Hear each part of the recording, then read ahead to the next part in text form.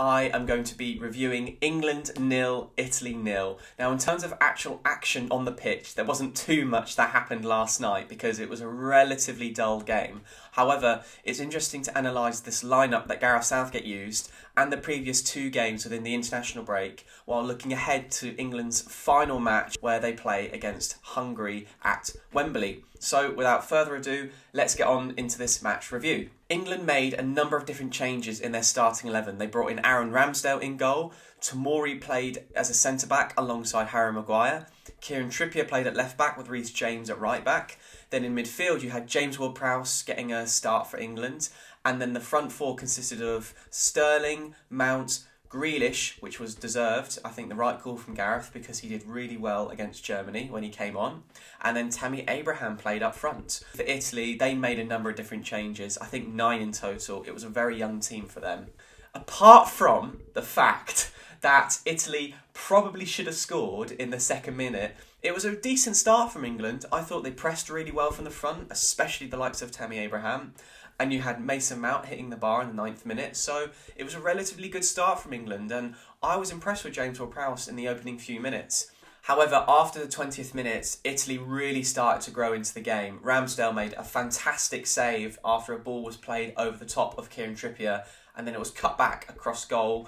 And then just before half-time, Italy had a number of different chances. So going into half-time, I think it was a relatively even first half where both teams could have scored, but I think arguably a draw was a fair result at half-time. In the second half, England, they stepped it up a little bit. In the 52nd minute, Sterling had a massive chance, and he's so good at making those runs, especially at the back post, and really he should be doing better. I'd expect someone of his quality to finish that chance. Then after the 62nd minute where Italy again should have scored, England made 3 changes, bringing on Kane, Calvin Phillips and also Jared Bowen. I was quite impressed actually with all of the substitutes, but especially Bowen. He looks like a decent international player for England, so that's I think one of the main positives I can take from certainly the last 3 games for England. Then eventually Sterling came off for Saka and Mark Guehi came on for a little bit for Tomori, but in the end it finished 0-0 and like I said, it was a relatively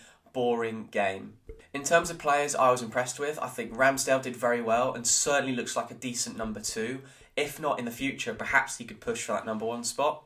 I think Tomori was decent. He looked a little bit unsettled at the beginning, but once the game continued to progress and once Tomori settled, I thought he looked really good. Kieran Trippier played at left back and I actually really rate Kieran Trippier, not just on the pitch but off the pitch. He seems like a decent bloke. But at left back, I'm just not sure whether we should be playing him anymore because you've got the likes of Chilwell, Shaw and even Tyreek Mitchell who all are much more natural left-footed left backs who I think could arguably do just as good a job as Kieran Trippier.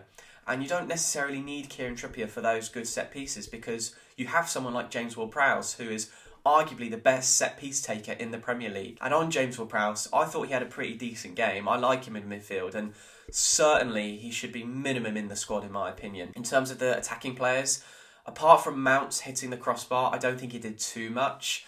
Grealish, yes, I was impressed with him when he came on against Germany, but in this game, he just seemed back to himself in terms of picking up the ball on the left-hand side and then playing it backwards. I wanted to see him drive at the defenders a little bit more. Then Sterling, he made some good runs, but again, not too impressed with him. And then for Tammy Abraham, I really like Tammy Abraham. I think up front, he held up the ball relatively well. He was pressing from the front. And I think certainly he should be an option for England in their squad going forward. One thing I was a little bit disappointed with from Gareth Southgate is the fact that Mark Guehi only came on for a few minutes. Why not just start him alongside Tomori? Because Harry Maguire, yes, he did okay in this game, but he's so out of form and I just think dropping him for a few matches, maybe he could just reset and have an early summer holiday and then get his mind focused and prepared for Man United and England next season. So I'd like to see Mark Guehi play a few more minutes, to be honest. We didn't learn too much, and then looking back at the previous 2 games now, England have no win in their last 3 games and have only scored 1 goal, and that was a penalty which was a little bit dodgy. So overall, it's not particularly promising for England. It just seems like the players need a rest and a holiday, which is totally understandable. So I think going into the Hungary game, I would again rotate the squad, play some fringe players, maybe even give James Ward-Prowse another chance, and have Tomori playing alongside Mark Guehi, and then maybe even Conor Gallagher in midfield. But yeah, I think it was a relatively boring game, and to me it kind of showed that the England players need a rest. Having said that though, Gareth Southgate's really running out of time. There's only the Hungary game next, and then 2 more games, and then it's the World Cup. So England are effectively 3 games from the World Cup, which is crazy to think about. Let me know what you guys think in the comments below of this England performance, and let me know who you think has impressed you so far in these 3 England games, or who maybe should be dropped for the next game against Hungary.